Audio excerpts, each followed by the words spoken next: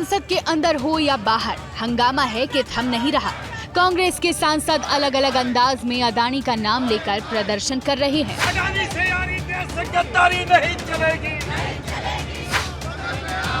एक दिन कांग्रेसी काले रंग की जैकेट में प्रदर्शन करते नजर आए तो अगले दिन मुंह पर काला मास्क लगाकर प्रदर्शन किया।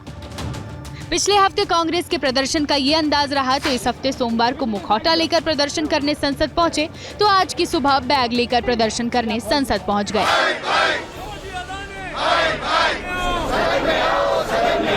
असल में कहानी ये है कि विपक्ष के अन्य सहयोगी अदानी के अलावा बाकी मुद्दों पर भी सरकार से जवाब चाहते हैं। टीएमसी की प्राथमिकता जनता के मुद्दे हैं तो समाजवादी पार्टी संभल और किसानों के एजेंडे को आगे बढ़ाना चाहती है, लेकिन कांग्रेस के लिए अदानी ही सबसे बड़ा मुद्दा है।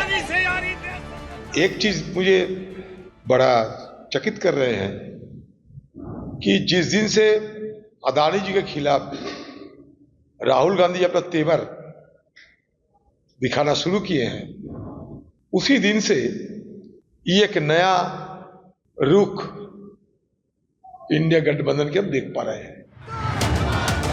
कांग्रेस के नेतृत्व के खिलाफ सबसे पहले आवाज उठाई टीएमसी के कल्याण बनर्जी ने।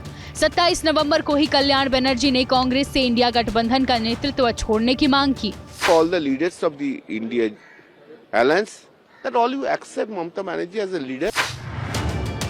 और फिर इस मांग के साथ गठबंधन के नेता सुर से सुर मिलाते चले गए।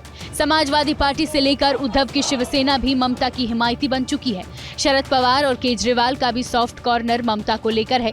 डिमांड गठबंधन की बैठक बुलाने की हो रही है ताकि परिवर्तन की स्क्रिप्ट पूरी की जा सके।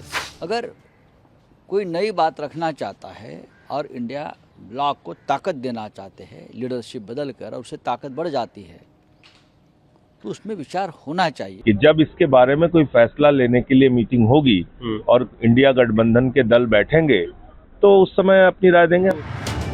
अब सवाल ये है कि आखिर कांग्रेस अकेले क्यों पड़ रही है, तो इसकी वजह है महाराष्ट्र और हरियाणा के चुनाव नतीजे। हरियाणा में कांग्रेस ने गठबंधन को दरकिनार कर चुनाव लड़ा लेकिन जीत नहीं मिली। महाराष्ट्र में कांग्रेस ने लड़ने के लिए गठबंधन में सबसे ज्यादा सीटें ली लेकिन बुरी तरह हार मिली। इन दो ताजा नतीजों ने राहुल और कांग्रेस के सियासी ग्राफ को गिरा दिया, लेकिन कांग्रेस के नेता कह रहे हैं कि लोकसभा में 100 का नंबर उनके पास है तो पार्टी नेतृत्व क्यों छोड़े। कांग्रेस राहुल की खूबियां गिनाने में लगी है। देश जानता है लीडर कौन है, देश जानता है 4000 किलोमीटर चल के सड़कें किसने नापी हैं, देश जानता है कि इस देश में नरेंद्र मोदी की सांप्रदायिक राजनीति के खिलाफ, भ्रष्टाचार की राजनीति के खिलाफ, तानाशाही की राजनीति के खिलाफ कौन एक व्यक्ति है जो सर उठा के लड़ रहा है, उसका नाम राहुल गांधी है। झारखंड में सहयोगी जेएमएम का साथ जरूर कांग्रेस को खुलकर मिल रहा है। ममता बनर्जी में भी वो पोटेंशियल हो सकता है, मैं इनकार नहीं करता हूँ, लेकिन पूरे देश को नेतृत्व प्रदान करने की क्षमता किस दल और किस व्यक्ति में है, इस पर तो व्यापक विचार विमर्श का विषय है। लोकसभा चुनाव से पहले इंडिया गठबंधन बना था। मकसद मोदी के विजय रथ को डिरेल करना था, लेकिन गठबंधन खुद ही डिरेल होने लगा है। इंडिया गठबंधन में नेतृत्व को लेकर ऐसा हंगामा मचा कि खुद को संयोजक मानकर चल रहे नीतीश कुमार ने चुनाव से पहले पलटी मार दी। कमान अनौपचारिक रूप से मल्लिकार्जुन खड़गे को मिली, लेकिन गठबंधन सरकार बनाने से चूक गया। अब कांग्रेस पर नेतृत्व छोड़ने का दबाव बनाया जा रहा है। ममता के लिए माहौल बन रहा है।